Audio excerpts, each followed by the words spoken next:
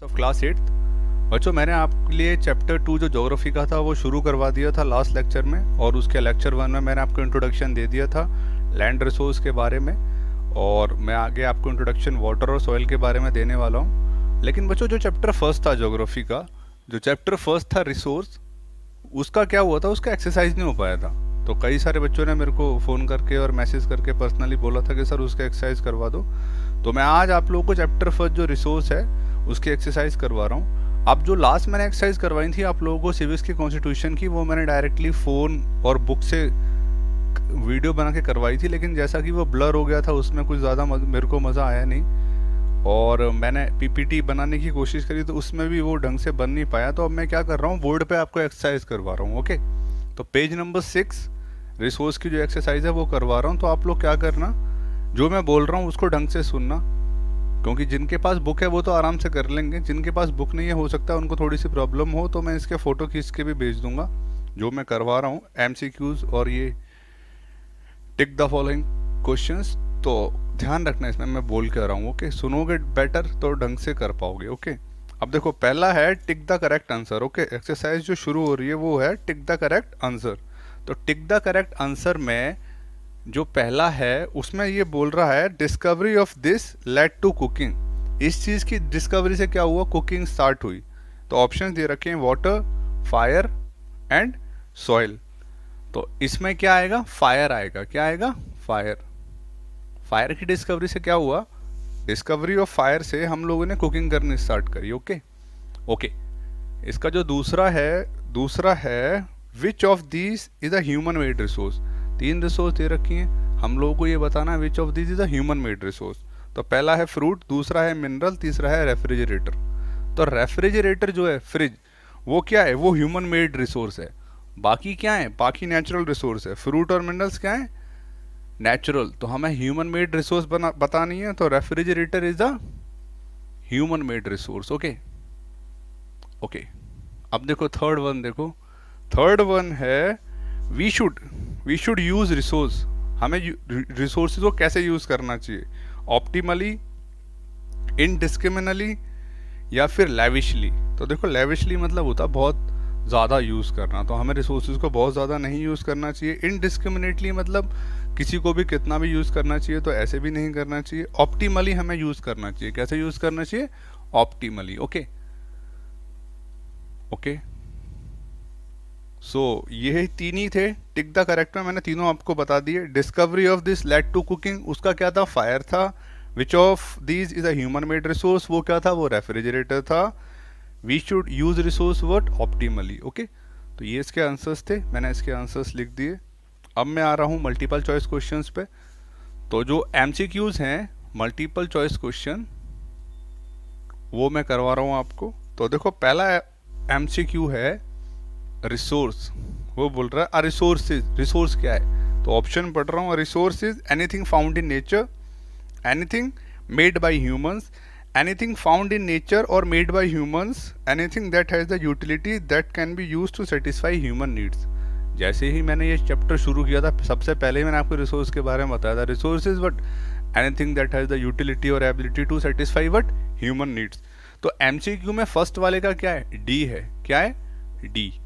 Okay, resource is what anything that has the utility and that can be use to satisfy human wants. तो MCQ के first का क्या है, D है। मैं फोटो खींच के भेज दूंगा तो उसमें देख लेना सब लोग। ओके, दूसरा क्वेश्चन देखो, और जिनके पास बुक नहीं है उनको एमसीक्यूज फेयर कॉपी में करने हैं, हर हालत में करने हैं। ओके, दूसरा है which of this is not a natural resource, sunlight, wildlife, railway tracks, coal. अब देखो नेचुरल रिसोर्स जो नेचर ने दिया है, सनलाइट नेचर ने दिया है, वाइल्ड लाइफ नेचर ने दिया है, कोल भी किसने दिया, नेचर ने दिया है, लेकिन रेलवे ट्रैक्स हमने बनाए।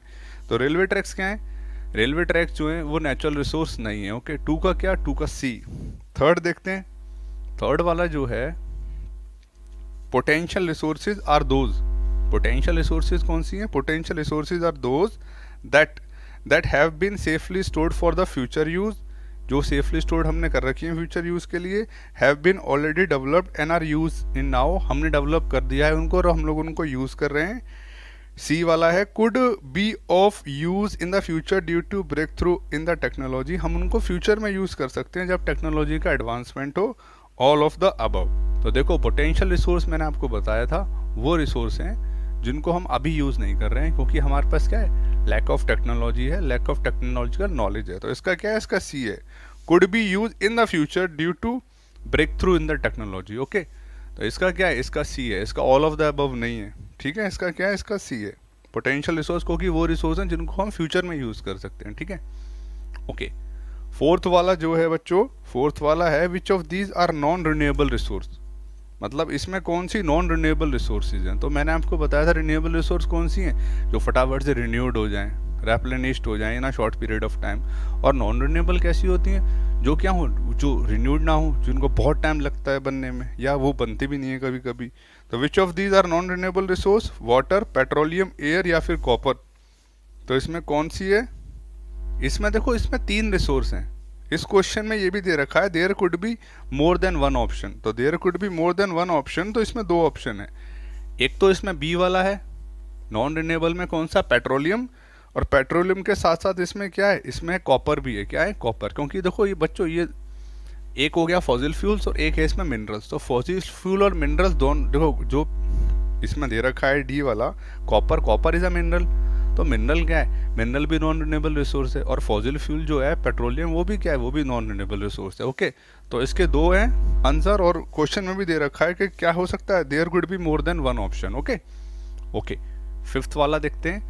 फिफ्थ वाला है which of these is not a human made resource, कौन सी जो है वो ह्यूमन मेड रिसोर्स नहीं है, ये बताना है। तो school, school is a human made resource, aircraft, aircraft is also human made resource, machinery, machinery is also human made resource, and minerals, minerals is not a human made resource. Okay, तो fifth का क्या है, fifth का है D. Okay, book की help लेना ये वाली वीडियो सुनने के लिए। ओके, सिक्स्थ है बच्चों which is a human resource set to be the most important resource. Okay, why, मतलब ह्यूमन रिसोर्स सबसे इंपॉर्टेंट रिसोर्स क्यों है, तो मैंने आप लोगों को बताया था क्योंकि सारे रिसोर्सेज को हम लोग क्या है, हम ही तो ड्राइव करते हैं, that is why human resource क्या है, सबसे इंपॉर्टेंट है। चलो ऑप्शंस पे देखते हैं कौन सा ऑप्शन हो सकता है। It is the most abundantly found resource on the earth, इसलिए क्योंकि ये बहुत ज़्यादा पाई जाती है, ऐसा कुछ नहीं है। This resource requires a lot training and investment for the development, all other resource get meaning and value based on the needs and the requirement of human beings. तो इसका सी है, क्योंकि बाकी सारे रिसोर्स को क्या है, एडवांटेज हम ही लोग देते हैं, इसीलिए क्या है, ह्यूमन रिसोर्स सबसे इंपॉर्टेंट है। ठीक है, अगर हम रिसोर्स को फाइंड ही नहीं करेंगे तो हम उनको यूज़ कैसे कर सकते हैं, इसलिए सबसे इंपॉर्टेंट रिसोर्स तो हम ही है ना, जो सारी रिसोर्सेज को फाइंड कर रहे हैं। ओके, सेवंथ वाला देखो, सेवंथ वाला है सबसिस्टेंट डेवलपमेंट मीन्स। तो सबसिस्टेंट डेवलपमेंट में मैंने आपको बताया था, जब हम क्या करते हैं, किसी भी चीज़ को वाइजली यूज़ करते हैं, ऐसे यूज़ करते हैं कि हम लोग फ्यूचर में उसको यूज़ कर सकें, वो क्या है, वो सबसिस्टेंट क्या है, वो है सस्टेनेबल डेवलपमेंट। क्या है सस्टेनेबल डेवलपमेंट, तो sustainable development means to use the resources wisely, जिनसे हम उनको फ्यूचर में भी यूज़ कर सकें। तो development that use resources carefully, sustained or continuous progress, development that meets the needs of the present without affecting the availability resource in the future generations. Okay, तो seventh का सी है कि रिसोर्सेज को ऐसे यूज़ करना प्रेजेंट में कि वो फ्यूचर के लिए बची रहें। ठीक है, ओके, लास्ट वाला जो है एट्थ, वो है which are the 4 golden R of conservation. तो गोल्डन 4 आर मैंने कंजर्वेशन के आपको बताए थे, तो वो क्या है, वो है रिड्यूस, रीयूज, रिसाइकल और रिफ्यूज। तो एट्थ का क्या है, एट्थ का है बी।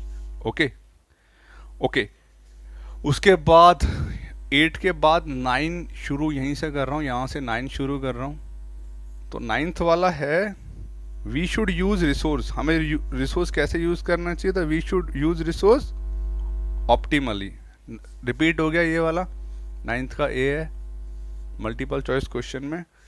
और लास्ट जो MCQ है वो है 10th वाला, वो बोल रहा है Which of the following actions will not help Swati to save the resource। मैंने आपको शायद स्वाति के बारे में बताया था कि उसने आई थिंक सो मैंने इस चैप्टर में बताया था या नहीं बताया था। ओके, देखते हैं, शायद ये वैसे ही क्वेश्चन है नॉर्मल। तो which of the following actions will not help Swati to save resource. Okay, देखते हैं कौन सा ऐसा है एक्शन जिससे वो रिसोर्स को नहीं सेव कर सकती है।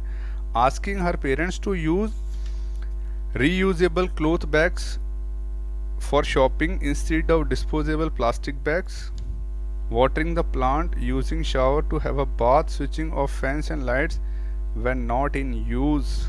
तो इसका है बच्चों C, using the shower to have bath. तो using the shower to have bath से क्या है, कोई रिसोर्स ऐसा नहीं है कि वो सेव हो रहा है या फिर क्या हो रहा है या रिसोर्स बेकार हो रहा है। तो फर्स्ट बी और डी ठीक है, इसका क्या है सी है, 10th वाले का क्या है सी। मतलब इसमें ये कह रहा था कि स्वाति ऐसा कौन सा काम कर रही है जिससे कोई रिसोर्स सेव नहीं हो रही। तो अगर वो शावर के नीचे नहा रही है तो उससे कोई रिसोर्स सेव नहीं हो रही। बाकी अगर वो अपने मम्मी पापा को बोल रही है कि प्लास्टिक बैग मत यूज़ करो तो वो रिसोर्स को बचा रही है। अगर वो लाइट ऑफ कर रही है तो भी रिसोर्स को बचा रही है। ओके, एक काम और कर रही थी, वो देख लेना क्या था। Okay, thank you all of you. और इस एक्सरसाइज को कर लेना जो मैंने अभी ब्लैक बोर्ड पर करवाया, मैं इसके फ़ोटो आपको दे दूंगा। Okay, thank you all of you.